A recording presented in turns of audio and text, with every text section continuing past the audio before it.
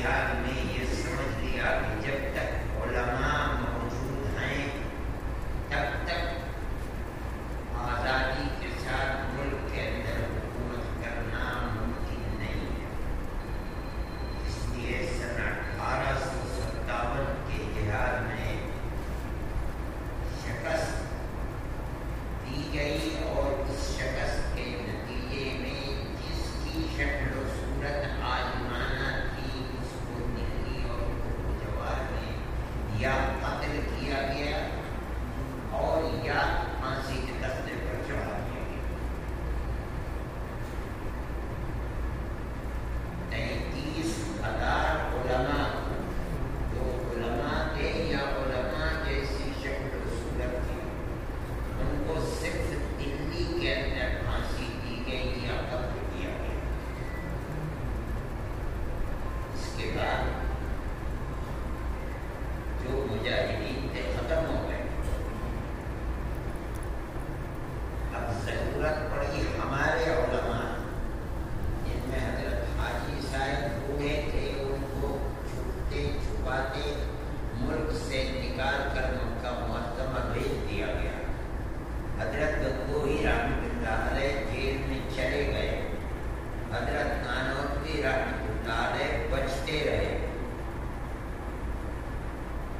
بہت بڑی تعداد تھی جو پھانسی دے دی گئی سہارنپور اور سنبھل اور مراد آباد میں۔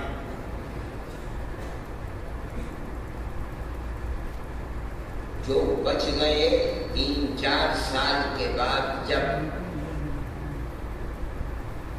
اعلان معافی کا ہوا تو اب یہ سوال پیدا ہوا کہ مجاہدین آزادی ختم ہو گئے، ان کو پیدا کیسے کیا جائے۔ ملک کی آزادی، ہندوستان کی خدمت، ہندوستان کی محبت کے لیے اپنی جان کو اپنی ہتھیلی پر رکھنے کے لیے تنہا صرف مسلمان وہ قوم ہے جس نے مجاہدین آزادی کو پیدا کرنے کے لیے اس کی فکر کی ہے کہ کس طرح وہ فیکٹری بنائی جائے جس کے اندر مجاہدین آزادی کو بنایا جائے، پیدا کی جائے۔ کوئی اور قوم ہندوستان کی رہنے والی اس کی نظیر نہیں پیش کر سکتی۔ آج تک تاریخوں کو مسخ کیا جاتا ہے، دنیا جانتی نہیں ہے۔ ان حضرات نے 1857 کے ٹھیک 9 سال کے بعد دارالعلوم دیوبند کی بنیاد رکھی۔ حضرت شیخ الہند رحمۃ اللہ علیہ جو حضرت نانوتوی رحمۃ اللہ علیہ کے شاگرد رشید تھے، وہ یہ فرمایا کرتے تھے کہ میں جانتا ہوں کہ استاد محترم نے دارالعلوم کی بنیاد کس لیے رکھی ہے۔ یہ صرف تعلیمی ادارہ نہیں ہے، یہ ان کا قول مشہور ہے۔ یہاں تک کہ دارالعلوم کی بنیاد یہ عند اللہ مقبولیت کی بات ہے۔ دارالعلوم کا بالکل ابتدائی ریکارڈ موجود ہے۔ دارالعلوم آپ دیکھیے پہلے دوسرے سالوں ہی کے اندر ایسا لگا کہ جیسے دنیا کے اندر شور مچ گیا، جگہ جگہ سے لوگ دارالعلوم کے اندر آنے لگے، علم کو حاصل کرنے لگے۔ تنہا علم نہیں، ان اساتذہ کی تربیت میں جنہوں نے دارالعلوم کی نیت رکھی تھی مجاہد بننے کے لیے، ساری دنیا سے سمٹ کر اس مرکز کے اندر آنے لگے۔ چنانچہ بہت مختصر سی بات ہے کہ سب سے پہلے شاگرد رشید جن کو کہا جاتا ہے حضرت شیخ الہند رحمۃ اللہ علیہ، جنہوں نے علم حاصل بھی کیا، حضرت نانوتوی رحمۃ اللہ علیہ حضرت حاجی صاحب کی خدمت کے لیے روحانی منازل کو طے کیا اور تربیت حضرت گنگوہی رحمۃ اللہ علیہ سے حاصل کی۔ علم نبوت حضرت نانوتوی رحمۃ اللہ علیہ سے دارالعلوم دیوبند میں رہ کر پڑھ کر حاصل کی۔ یہ پہلی شخصیت ہے جس نے ان حضرات کی مجاہدانہ سرگرمیوں کو اپنے دل و دماغ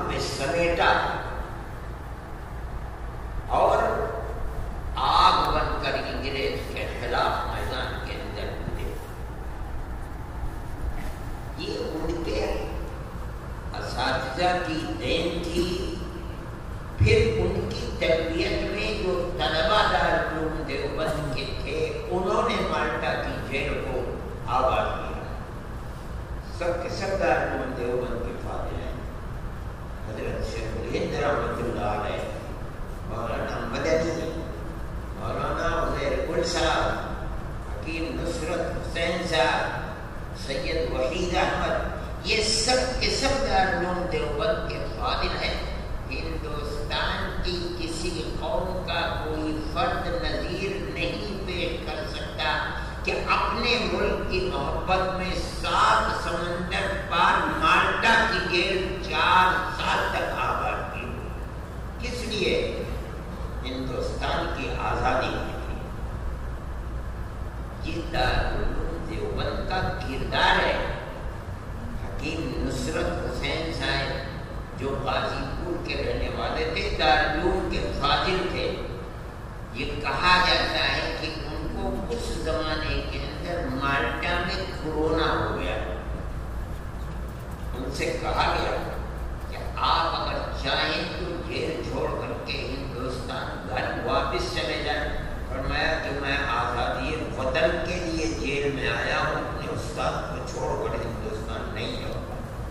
مر گئے. وہیں مالٹا کے اندر ان کی قبر ہے، دفن ہو گئے.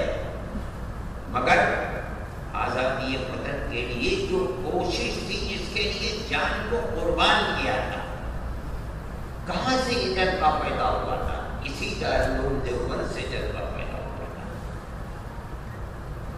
وہی شہید ہو گئے. چنانچہ حضرت شیخ الہند رحمۃ اللہ علیہ جب 1920 کے اندر مالٹا سے آئے ہیں تو انہوں نے سب سے پہلے، حالانکہ ان کی صحت اجازت نہیں دیتی تھی، لیکن وہ تعزیت کے لیے حکیم نصرت حسین صاحب کے گھر غازی پور گئے. کیوں؟ لیکن وہ ایک مجاہد تھا وطن کا. نام صرف حضرت شیخ الہند رحمۃ اللہ علیہ کا آتا ہے اس لیے کہ وہ استاد تھے، لیکن ان کے ساتھ 4 فضلائے اسی دیوبند کی سرزمین سے پیدا ہو کر کے یہیں سے پڑھ کر وہ لوگ نکلے تھے. انہوں نے مالٹا کی جیل کو آباد کیا اور وہیں پیوند زمین بھی ہو گئے. یہ مدرسے کی تاریخ ہے دارالعلوم دیوبند. پھر یہاں سے نکلنے والے لوگ حضرت مدنی، حضرت مفتی اعظم مفتی کفایت اللہ صاحب، صحبان الہند مولانا سعید صاحب، مجاہد ملت مولانا عبدالرحمان صاحب، مولانا بشیر احمد بھٹا اور بے شمار لوگ جو دارالعلوم سے پیدا ہوئے، انہوں نے آخری وقت تک آزادی وطن کے لیے سلاخوں کے پیچھے رہ کر ملک کی آزادی کے لیے قربانی دیتے رہے. یہاں تک کہ ملک آزاد ہو گیا. آج تک ان کی تمام تر سرگرمیاں ملک کی آزادی کے لیے تھی، جس کے لیے رات اور دن کوشش کرتے رہے کہ ملک آزاد ہو جائے، وہ زندہ رہے یا مرے. مسٹن جو صوبات متحدہ کا گورنر تھا، یہ کہا کرتا تھا کہ اگر شیخ الہند کو جلا کر راکھ کر دیا جائے تو اس کی راکھ سے بھی ملک انگریز کی دشمنی کی ہوئے. یہ ان کے دل کے اندر آگ تھی. جب استاد کے دل میں یہ آگ تھی تو پھر وہ آگ اس کے شاگردوں کے دل کے اندر کیسے منتقل نہیں ہوگی؟ جب تک زندہ رہے یہاں کے جیل خانوں کو آباد کرتے رہے. سہارنپور، بریلی، مراد آباد، الہ آباد، سابرمتی جیل، دلی کی جیل، حضرت شیخ الہند رحمۃ اللہ علیہ کے تلامذہ، ان کے تلامذہ کے تلامذہ ملک کی آزادی تک برابر آباد کرتے رہے. وجہ کہ یہ امتیاز ہے دارالعلوم دیوبند کا. ملک آزاد ہو گیا، ان لوگوں کا کچھ لینا دینا نہیں ہے. بڑی تعداد ہے جنہوں نے ملک کی آزادی میں حصہ لیا اور ملک کی آزادی کے بعد وہ سیاسی اعتبار سے ملک کے اقتدار کے اندر حصے دار بن گئے. آپ کو تنہا اور تنہا دارالعلوم دیوبند اور دارالعلوم دیوبند سے پیدا ہوئے مدارس اسلامیہ کا یہ کردار ملے گا کہ ملک آزاد ہو گیا. ہماری جہاد کی سرگرمیاں آج سے ختم. ملک کے اقتدار میں ہمارا کوئی حصہ نہیں ہے. جیسے سوتا ہوا کروٹ بدلتا ہے اسی دن کروٹ بدلنے کے آج سے ہم صرف اور صرف مذہب کا کام کریں گے. ہمارا ملک کی سیاست کو یہ دارالعلوم کا کردار ہے. اور تنہا دارالعلوم نہیں, سن 66 میں دارالعلوم کی بنیاد پڑی تھی. 1866 میں یہ اعلان کہ ہم سیاست سے الگ ہوتے ہیں یہ 1947 کے بعد کا اعلان ہے. اس وقت سے لے کر آج تک سینکڑوں اور ہزاروں مدارس کی زبان وہی ہے جو دارالعلوم دیوبند کی زبان ہے. تمام مدارس نے کروٹ بدلی کہ آج سے ہمارا کوئی کردار ہندوستان کی سیاست کے لیے نہیں. ہماری سیاست ملک کی آزادی کے لیے مجاہدانہ سرگرمیاں صرف اور صرف اپنے ملک کی محبت میں تھی. ملک آزاد ہو گیا, ہمارا کردار ختم. اس کا کوئی بدلہ ملک سے نہیں لینا چاہتے. ہم اپنے ملک کی محبت میں کر رہے تھے, اس کے سوا کوئی مقصد نہیں ہے. رخ کو بدل لیا. اب صرف ایک ہی چیز ہے کہ ہم ملک کے ساتھ حکومت کے ساتھ تعاون کریں گے اور ملک کے اندر امن و امان, پیار و محبت جو ہماری سینکڑوں نہیں ہزاروں سال کی پرانی تاریخ ہے, ہم اس کے اوپر آگے بڑھ کر ملک کو ترقی کے راستے کے اوپر لے کر چلیں. چنانچہ ان لوگوں نے اسی کام کو کیا اور اسی کے لیے جٹ گئے. اب ملک آزاد ہو گیا اور بے شمار مدارس دینیہ اسلامیہ پورے ملک کے اندر نہیں پوری دنیا کے اندر تقریباً 75 سال کے اندر دارالعلوم دیوبند سے وہ فضلاء جو نکلے ہیں چلے ہیں, انہوں نے مدارس قائم کیے ہیں. اپنے اسی نظریے کے ساتھ وہ کام کرتے رہے. ملک کی آزادی کے بعد جب اس نظریے کو لے کر آگے بڑھے کہ اب ہمارا سیاست سے کوئی تعلق نہیں ہے, ہم صرف اور صرف اپنے ملک کے اندر پیار و محبت اور اسلام کی بقا کے لیے کام کریں گے. اب مدرسوں کا رخ تبدیل ہو گیا اور مدرسے اور زیادہ قوت کے ساتھ پیدا ہونے لگے. چنانچہ آپ اگر غور کریں گے, تاریخی حقائق کو دیکھیں گے تو مدرسوں کی ذاتی 10,000 ہو سکتا ہے 20,000 مدرسے آج ملک کے اندر قائم ہیں. اکثریت ملک کی آزادی کے بعد کی ہے, ملک کی آزادی سے پہلے کی نہیں ہے. اس لیے کہ اس وقت جو مدرسوں کا رخ تھا وہ آزادی وطن کی طرف تھا. آزادی وطن کے بعد ان کا مکمل رخ اور کوشش اب ملک کے اندر پیار و محبت پیدا کرنے کی ہے اور اسلام کو زندہ کرنے کے لیے فضا کو ہموار کرنا ہے. کام ہوتا رہا ہے, آج تک کام ہوتا رہا ہے. ملک کے اندر یہ صورتحال میں اس لیے کہہ رہا ہوں کہ مدارس اسلامیہ یہ سمجھے کہ ان کا تاریخی کردار ملک کے اندر ہے کیا. ملک کے اندر طبقہ فرقہ پرست پیدا ہونے لگا. ملک کی آزادی کے بعد سے ہی متواتر وہ فرقہ پرست طبقہ ایسے اسباب کو جنم دینے لگا جس سے ہندوستان کے ہزاروں سال پرانی تاریخ کو آگ لگ جائے, محبت کی جگہ نفرت کو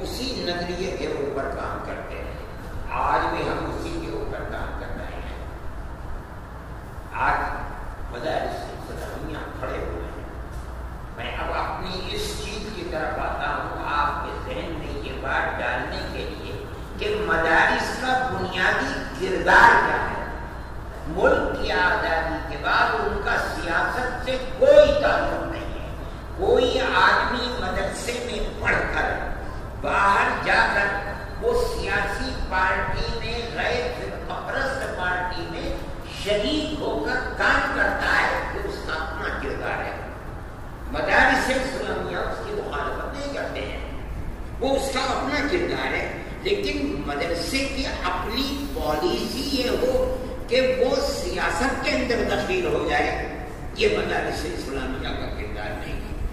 ہمارا کام صرف اور صرف ملک کے اندر بھائی چارگی، اخوت و ہمدردی کو پیدا کرنا، بلکہ باقی رکھنا، اور اس کے ساتھ ساتھ جو ہمارا مذہب ہے اسلام، اس کی بقا کے لیے بچپن سے لے کر کے بڑھاپے تک کسی عمر کے قید نہیں ہے۔ پڑھانا اسلام کو سکھانا ہے، ہم عصری تعلیم کے مخالف نہیں ہیں۔ میں دارالعلوم دیوبند کے اس اسٹیج سے کہہ رہا ہوں کہ ہم انجینئرنگ پڑھنے کے، پروفیسر بننے کے، ڈاکٹری پڑھنے کے، ڈاکٹر بننے مخالف نہیں ہیں، مخالف نہیں ہیں، لیکن ہم یہ چاہتے ہیں کہ پہلے ہمارا بچہ اپنے مذہب کے عقیدے کو سیکھ لے، اس کے بعد جو جی چاہے پڑھے۔ اس کے ساتھ ساتھ ہم یہ بھی سمجھتے ہیں کہ جس طرح قوم کو بہتر سے بہتر بیرسٹر کی ضرورت ہے، جس طرح بہتر سے بہتر پروفیسر کی ضرورت ہے، قوم کو جس طرح بہتر سے بہتر انجینئر کی ضرورت ہے، اسی طرح مسلم قوم کو بہتر سے بہتر مفتی کی ضرورت ہے، بہتر سے بہتر عالم دین کی ضرورت ہے۔ ہمارے اس ملک کے اندر لاکھوں مسجدیں ہیں، ہمیں ہر مسجد کے لیے امام کی ضرورت ہے، ہمیں ہر مسجد کے لیے مؤذن کی ضرورت ہے۔ ہر مسلمان کو اسلامی زندگی کے اندر حلال و حرام جاننے کی ضرورت ہے، حلال کو اپنانے کے لیے مسئلے کی ضرورت ہے، حرام سے بچنے کے لیے ہدایت کی ضرورت ہے۔ کہاں سے آئیں گے؟ دارالعلوم دیوبند نے جب اپنے رخ کو بدل لیا، اب اس کا مقصد مذہب کی حفاظت ہے۔ اس کا مطلب یہ ہے کہ وہ افراد کو مہیا کرے گا، انجینئر بنا کر کے، ایڈوکیٹ بنا کر کے بھی، ڈاکٹر بنا کر کے بھی، وہ افراد کو مہیا کرے گا، مفتی بنا کر بھی، حافظ بنا کر کے بھی، معلم بنا کر بھی، امام بنا کر بھی۔ اور وہ ملک کی آزادی کو کم بیش 75 سال گزر رہے ہیں، ملک کو افراد دے رہا ہے۔ اگر کوئی یہ سمجھتا ہے کہ ہم انجینئرنگ کو پڑھائیں، مدرسوں کو بند کر دو، ان کے اندر علماء بنتے ہیں، بیکار ہے، وہ جاہل ہے۔ نہیں، ہمیں مفتی کی بھی ضرورت ہے، ہمیں حافظ کی بھی ضرورت ہے، ہمیں مؤذن کی بھی ضرورت ہے، ہمیں امام کی بھی ضرورت ہے۔ اور یہ مذہبی ضرورت صرف اسلام ہی کو نہیں ہے، سکھوں کی بھی مذہبی لوگوں کی ضرورت ہے، برادران وطن کو بھی مذہبی لوگوں کی ضرورت ہے، ان کو بھی ایسے پنڈتوں کی ضرورت ہے جو ٹھیلے کرواتے ہیں، ایسے پنڈتوں کی ضرورت ہے جو پرساد لیتے ہیں، ایسے پنڈتوں کی ضرورت ہے جن سے ان کے مندر آباد ہیں، گرودوارے آباد ہیں، ایسے مذہبی لوگوں کی ضرورت ہے جن سے ان کے چرچ آباد ہے۔ ہمیں بھی ایسے افراد کی ضرورت ہے جن سے ہماری مسجدیں آباد ہیں، جو دیہاتوں کے اندر بھی ہیں، شہروں کے اندر بھی ہیں، بڑے بڑے شہروں کے اندر بھی ہیں۔ ہر مسجد کے لیے ہمیں امام کی ضرورت ہے، ہمارے مساجد کی ضرورت، ہماری مدرسے کی ضرورت کو پورا کرتی ہیں۔ مدرسوں کا یہ کام ہے میرے بھائی، یہی وہ چیز ہے جس کے لیے ہم مدارس کو آگے بڑھاتے ہیں، ہمارا اس کے سوا کوئی کردار نہیں ہے۔ مدرسوں کو اپنے نظام کو مستحکم بنانا چاہیے۔ دارالعلوم دیوبند بار بار رابطۂ مدارس کا اجلاس کرتا رہتا ہے، آپ لوگوں کو ہدایت دیتا رہتا ہے کہ آپ حضرات اپنے نظام کو مستحکم کریں۔ آج کوئی نئی بات نہیں ہے، یہ تو ہم نے بڑا مختصر سا صرف 200 افراد کا اجتماع کیا تھا۔ آپ لوگوں کے تعداد بڑی آگے، ٹھیک ہے، آپ کا مرکز ہے، آپ کی مادر علمی میں ہے، آپ مادر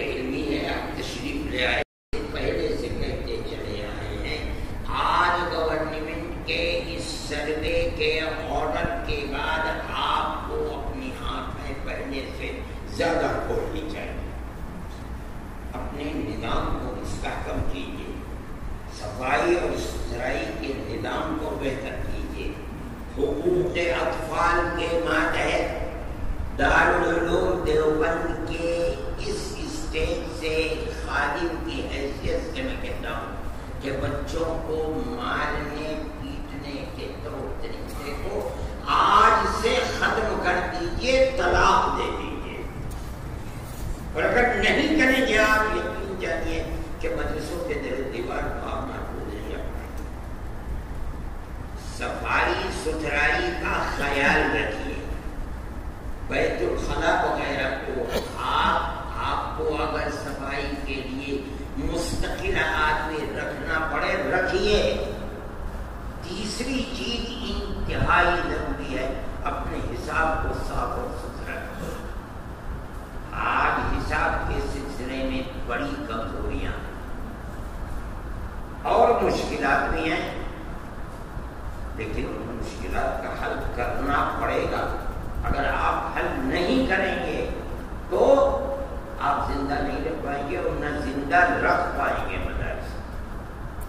جو قیود حساب رکھنے کی ہیں آپ ان قیود کا سامنا کریں اور راستے نکالیں جائز طریقے کے اوپر، تاکہ آپ مدارس کے نظام کو مستحکم کریں۔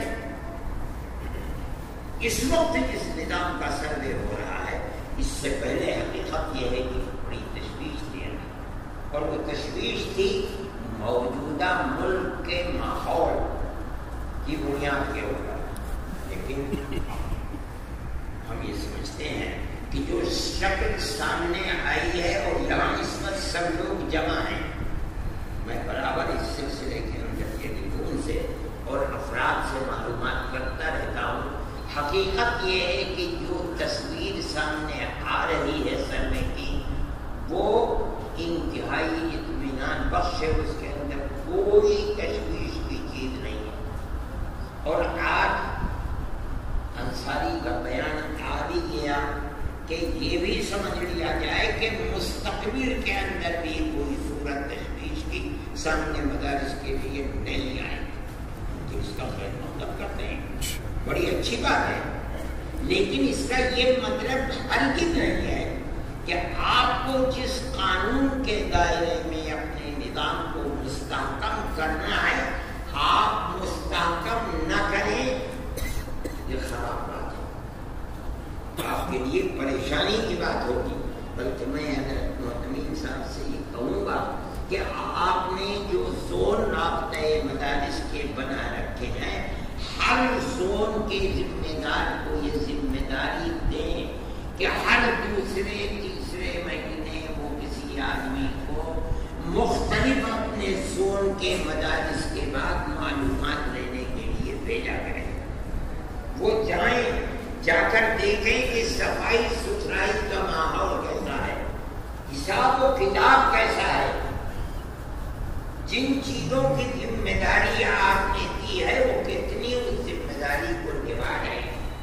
اگر اس کے اندر کوئی مدرسہ مستحکم نظام نہیں رکھتا تو یہ ضروری ہے کہ اس کی اطلاع دیں، آپ دارالعلوم دیوبند کو اطلاع دیں، رابطے کی شکل کے اندر یا تو اسے ایک مرتبہ سمجھایا جائے، اگر وہ نہیں مانتا تو اس سے رابطے کو ختم کر دیا جائے۔ یہ اس مدرسے کے اپنے استحکام اور حفاظت کے لیے۔ تیسری چیز میں کہنا چاہتا ہوں، دارالعلوم اور مدارس اسلامیہ کا معاملہ شرعی اعتبار سے جائز حد تک حکومت کے ساتھ تعاون کا معاملہ ہے، مقابلے کا معاملہ ہرگز نہیں ہے۔ میں اس کی مثالیں پیش کر سکتا ہوں، لیکن ایک چیز ہے جو لمبی ہو جائے گی۔ میں اس وقت کی جو صورتحال ہے اس کو پیش کرتا ہوں۔ نئی تعلیمی پالیسی آ رہی ہے اور گورنمنٹ ہے، اور گورنمنٹ کی پالیسی بنی ہوئی ہے کہ ہر شخص عصری تعلیم سے واقف کم از کم 10ویں تک پاس ہو، ورنہ بعض جگہوں پر 12ویں تک کی بھی تعلیم آئی۔ دارالعلوم دیوبند کا یہ مشورہ ہے کہ گورنمنٹ کی اس پالیسی کی دارالعلوم دیوبند مخالفت نہیں کرتا دارالعلوم دیوبند نے بھی اس سلسلے کو اپنے سامنے رکھا ہے.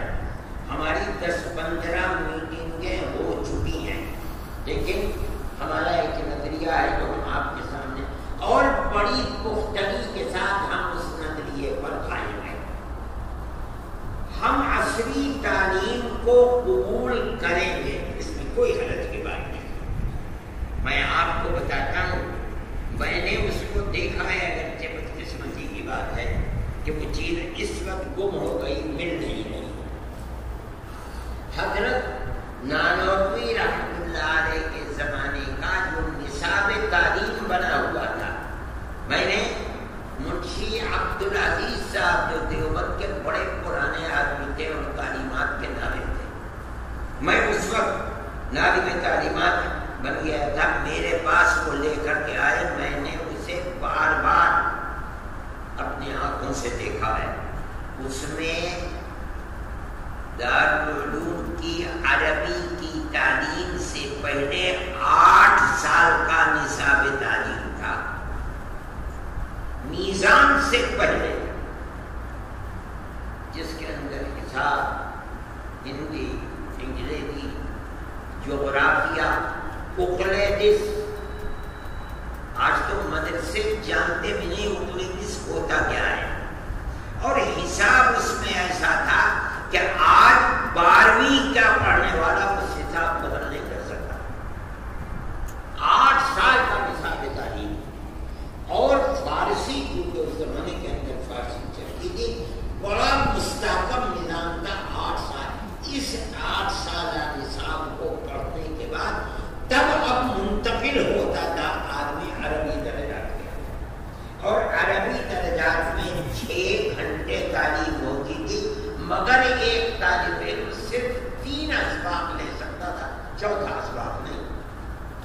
اس 3 سبق کے بعد اس کو 3 گھنٹے دارالعلوم کے کتب خانے کے اندر مطالعہ کرنے میں، سبق یاد کرنے میں گزارتے. آج کا نصاب تعلیم بالکل اس کے برعکس ہے.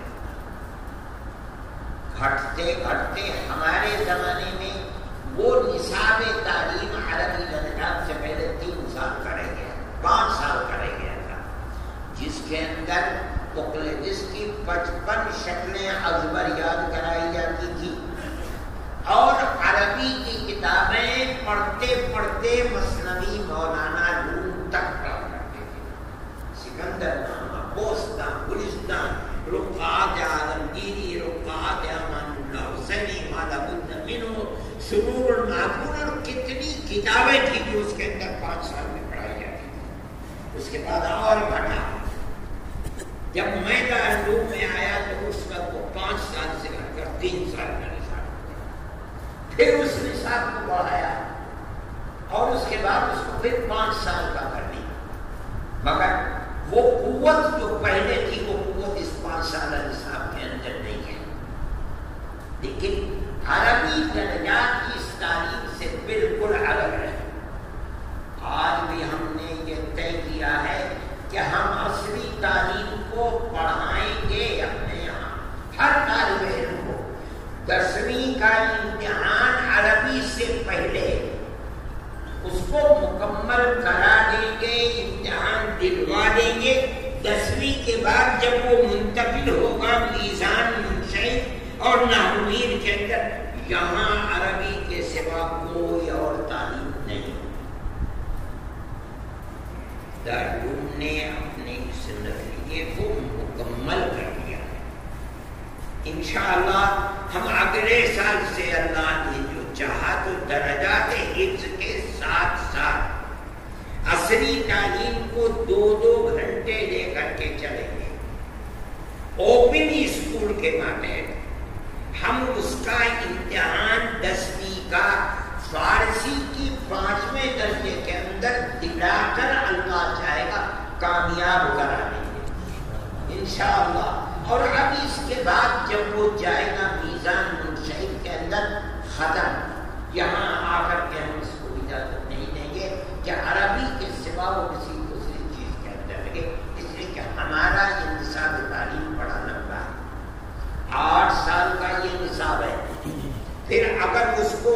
حدیث سے دلچسپی ہے اور وہ ٹاپر ہے، بہتر سے بہتر نمبرات لے گا، وہ تخصص فی الحدیث کے اندر چلا جائے گا۔ اگر اس کو ادب سے دلچسپی ہے، تخصص فی الادب کے اندر چلا جائے گا۔ اگر اس کو فقہ سے دلچسپی ہے تو تخصص فی الفقہ کے اندر چلا جائے گا۔ فقہ کے اندر دارالعلوم دیوبند نے اس وقت بڑی اہمیت کے ساتھ حصہ لیا ہے۔ 2 سال جو ٹاپر لڑکے ہیں ان میں سے 2 لڑکوں کا انتخاب ہر سال 2 سال کے لیے ہوگا، جس کے اندر وہ مکمل مطالعہ شامی کریں گے، جس کا مطالعہ کریں گے روزانہ، اس کی فہرست بنایا کریں گے، استاد کو دکھائیں گے تاکہ یہ معلوم ہو کہ اس نے یہ مطالعہ واقعہ کیا ہے، اور یہ مطالعہ کمرے میں بیٹھ کر کے نہیں، درسگاہ میں ہوگا۔ پھر اگر وہ چاہتا ہے اور اس نے آگے بڑھ کر مطالعہ شامی کیا ہے، مکمل کر لیا ہے، تو دارالعلوم دیوبند نے 3 سال کے لیے اس کو دارالافتاء کے اندر عارضی بحیثیت ملازم کے رکھا ہے، اور اس کو ہر مہینے دارالعلوم دیوبند 10,000 تنخواہ دے گا اسی پر، تاکہ وہ مفتی کی طرح مفتیوں کی تربیت میں رہ کر 3 سال مکمل تربیت حاصل کرے اور ہر مہینے 10,000 تنخواہ دے۔ اس لیے کہ آج مفتی صحیح معنی کے اندر میسر نہیں ہوتے۔ اگر یہ طریقہ 10 سال تک چل گیا تو انشاءاللہ ہمیں کامل تربیت یافتہ فقہاء مفتی حضرات ایسے ملیں گے، بڑی تعداد میں ملیں گے کہ دارالعلوم ان کی خدمت کو جس وقت چاہے گا حاصل کر لے گا، اور ہمیں کوئی دشواری نہیں، جبکہ آج ہمیں ایک دشواری کا سامنا ہے کہ مفتی صحیح معنی میں مفتی نہیں۔ یہ دارالعلوم کا کردار ہے، دارالعلوم کی خدمات ہے، جس کو لے کر دارالعلوم آگے بڑھ رہا ہے۔ میں یہ بات اس لیے کہہ رہا ہوں کہ میں نے شروع کی تھی کہ دارالعلوم حکومت کی عصری تعلیم کی اسکیم کا بھی مخالف نہیں ہے، ہم اس کے بھی مخالف نہیں ہیں جو اس وقت سروے ہو رہا ہے۔ اگر اس سروے کے اندر کوئی خرابی ہوتی تو اس کی اطلاعات آ جاتی، جس طریقے کی اطلاعات آ رہی ہیں اور آپ سامنے لوگ آئیں گے، اس سے آپ کو پتہ چلے گا کہ یہ سروے جس صورتحال میں چل رہا ہے اس کے اندر کوئی اختلاف نہیں ہے، ہم اس کی تعریف کرتے ہیں۔ تمام مدارس کو معلومات کو فراہم کرنا چاہیے اور اپنے مدرسے کی حفاظت ان 12 سوالات کے اندر مکمل رکھنی چاہیے۔ دارالعلوم آپ کے ساتھ ہے، گورنمنٹ کے ساتھ ہے۔ آج ان کا یہ بیان کہ آج جس طرح سے آپ مطمئن ہیں، مستقبل کے سلسلے میں بھی آج آپ مطمئن ہوں، اور یہ اس لیے ہے کہ اس طرح کی باتیں سامنے آ رہی تھی کہ سروے اگرچہ آج اس میں کوئی قباحت نہیں ہے، لیکن مستقبل کے اندر یہ قباحت کی ذمہ داری اساتذہ کے لیے پڑ سکتی ہے۔